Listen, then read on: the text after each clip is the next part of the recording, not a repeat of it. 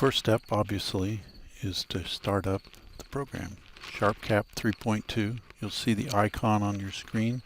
It'll look the same as here, just you'll have fewer icons. So double click on the icon and the program starts. You see this message because SharpCap needs to adjust the clock on your laptop. So you just click yes. You get a splash screen which shows you the version that you're running.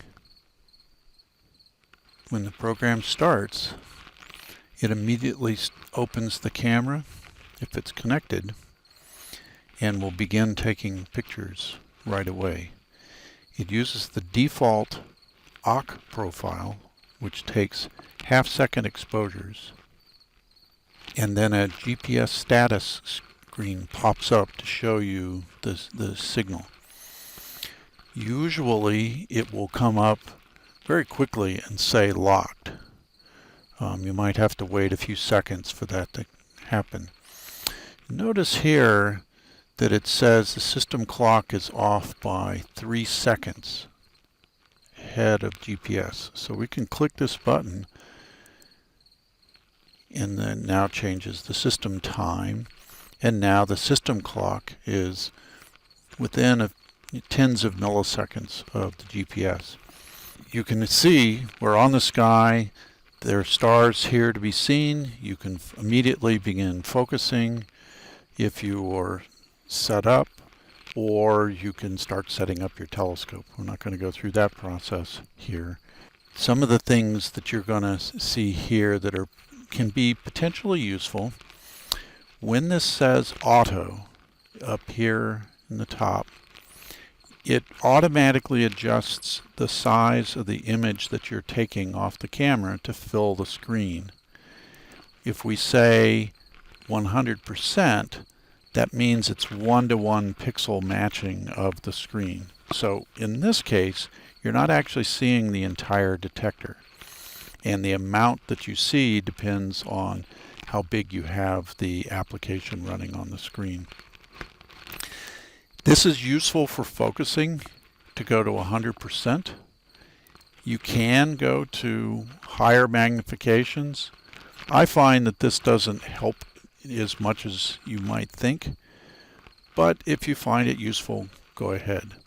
But just remember that when you're setting it in anything other than auto, you're only seeing a tiny piece of the field of view. And if you forget and go off and try to find your setup stars or a focus star or the field, you will get very frustrated because it's as if you got a very tiny field of view. So when you're done looking at it with zoomed in, you want to always go back to auto. There's another feature here. There's reticles that you can put on. If you click this, and it will put up a different style. Here you see a bullseye pattern. There's just a simple cross or nothing. And your version of SharpCap may have different versions as well. If you like having that to help you estimate what the center of the image is, that can be very handy. Over here on the right, this is where you do most of your work. As I said, when it starts up, you're ready to go. There's nothing you really need to do. But sometimes we're going to play around with these profiles, and we will cover that under a later date. But there are different profiles that you can load. OCC is the one that happens to load by default. Capture format and area. If you click that button, you will open up the dialog. We always leave it on mono 16 and almost always going to be the full pixel size of the detector. You'll get instructions if you ever need to change that, and binning, we always leave it at 1 by 1. And always leave it set for FITS files. So generally, you never look at this one unless it's a very special observation. camera controls, this is where you will fiddle with the controls quite a lot. Here's exposure time. You can type in a number here.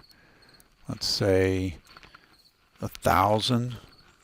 So that's now 1 second exposure. And you see that the image got a little bit brighter. We can make it be, say, 2 seconds. And the image will get brighter again. And if you want to change the stretch so that you can see things better, down here on the bottom it says display histogram stretch. This little lightning bolt kind of symbol here, if you click that, it will automatically stretch the images. You can also change the stretch by dragging these sliders around if you want to get something a little bit different. But most of the time, clicking the lightning bolt will get you something very quickly that looks good for guiding and watching for an occultation.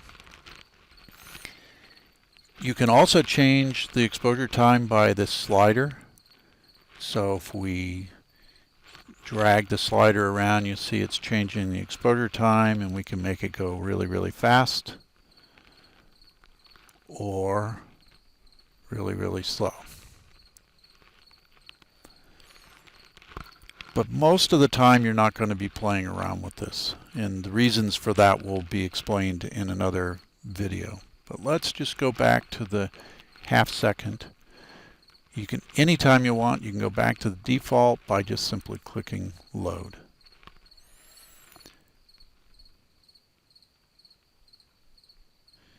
And it also resets the display histogram, so you might want to click that lightning bolt again. The gain is almost always set to 300. You should never fiddle with this, but this is a number that we can adjust if needed. And I have chosen to always standardizing on using an offset of 100. And we'll get into reasons for that in other videos.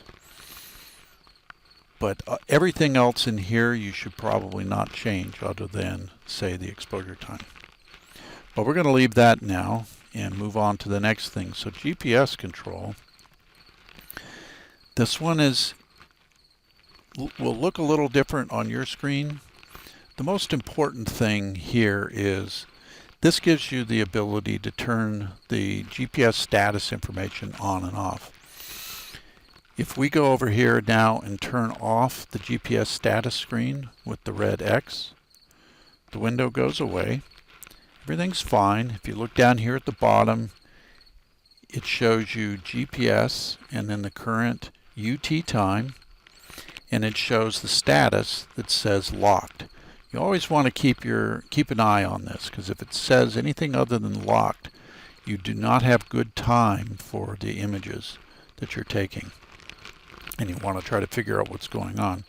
If you ever need to see that screen, that just again, you come over here to GPS control and you simply say show data. And then the window comes up. You can actually toggle this on and off with that button or turn it off with the red X. Otherwise, GPS is always on. And there'll be another training video to talk about what this GPS calibration LED is. In this version of SharpCap, it's not very important, but in the versions that we're going to be using in the future, this is extremely important. Next is image control. You do not want to ever change this. This actually changes the data and what gets saved to the file, and this is very bad to fiddle with. Thermal controls. This one's automatically set up for you. The cooler of the camera is running. You heard that when you turn the power on. And you can see this without opening this window up even, that down here in the bottom it says cooler 41%, temperature minus 0.1 C, now 0. The target is 0. This is where the target is set. target of 0, and it's currently got the reading of the temperature, and then it's also showing the cooler power, which is automatically adjusting around to keep the temperature right at 0. If you're in a hot weather, the cooler will run at higher powers to get down here. At nighttime, even in the hottest areas, this will almost certainly get very close to 0. It doesn't have to be exactly there, but you definitely want this running. If you don't, the temperature of the chip can get quite warm, and that's something we want to avoid. It's bad for the chip, it's bad for the camera, and it's bad for the data.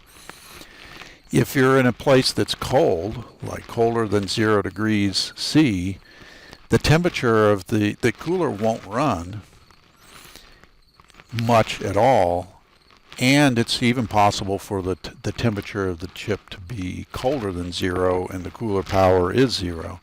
It's okay if the temperature of the chip goes below 0.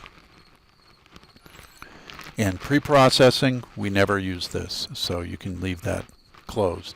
So normally when you're running and taking data and you're looking for an occultation, this is what your screen will look like, where everything is closed and you only have the display histogram stretch, and you can adjust this anytime, even when you're taking data.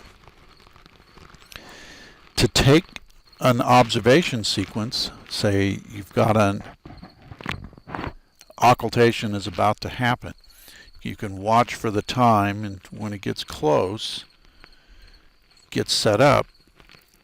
To start a sequence, you go to Start Capture. You click that, a window pops up, and then you will either command the number of frames you're going to take, or you can set a time limit. And here it says it's hours, minutes, and seconds. So here, this example is showing a 2-minute video. If we wanted to change this, you just click on the field, and let's make this be a 1-minute video. And sometimes you have to click that button to the left of time limit to say that that's what you want to use. And what this will do is whatever your exposure time is, it's going to take a minute's worth of data when I click Start. So you click Start, and now you're taking data. You can see down here at the bottom it says capturing, and it tells you what frame you're on and how many have been dropped and how long you've been running. On the right hand side, it shows the amount of time that's left in the sequence.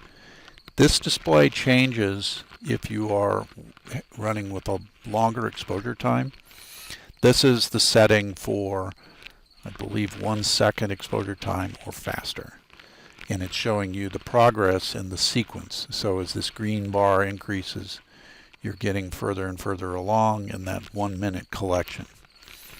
And then it's always got the time, so if you see the star disappear, you can just look quickly down there at the time and write that down and know that you've got an event, and then you could report that. When the sequence completes, you get a message at the top which tells you what directory on the disk it writes the data to. And the important thing here is that you can see the sequence began at 10 hours, 19 minutes, and 56 seconds. And that's the name of the subdirectory that the data is written to. If you ever need to report that, that would be the number that you would say. Now, each frame is actually one file on disk, and you'll end up with a folder with a lot of files. So let's go look at that very quickly. Here we've collected the sequence. That could be the end of an occultation, and then you can just simply say, let's quit SharpCap. And there's a confirmation here that I have it configured to ask you if you really want to quit, because sometimes maybe you made a mistake and you say, oh no, I don't want to quit now. But whoops, close, and you're done with SharpCap. The folder on your desktop, SharpCap Captures, shows you the data that you've collected. And here you'll see there's a bunch of files here, GPS logs. Those are text files that contain status information about the telescope. It has position, altitude, time, and I use this to calibrate where you were when you were taking the data. And here is the UT time where data were taken.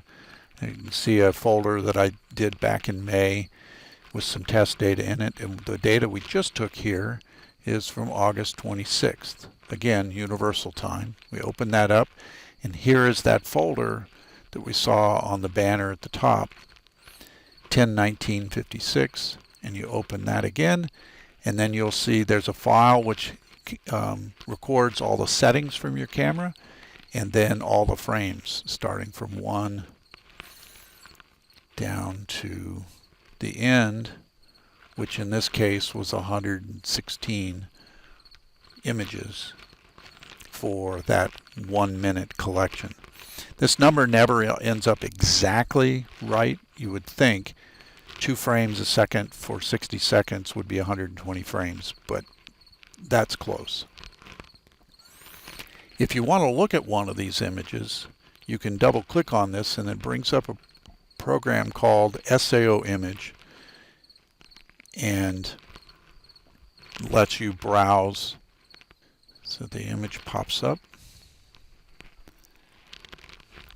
and you can't see much yet, but if you click Scale and Z-Scale, then you will have an image, and you can resize this and it will show you different pieces of the image, and this shows you the area that you're looking at, and here's a zoom window in the upper right. This can be handy for browsing around the images. There's a lot of features in here, and I'm not going to cover that in this video, but it's useful for coming back and looking at the images you took. So that's everything for a brief introduction into using SharpCap to take occultation data.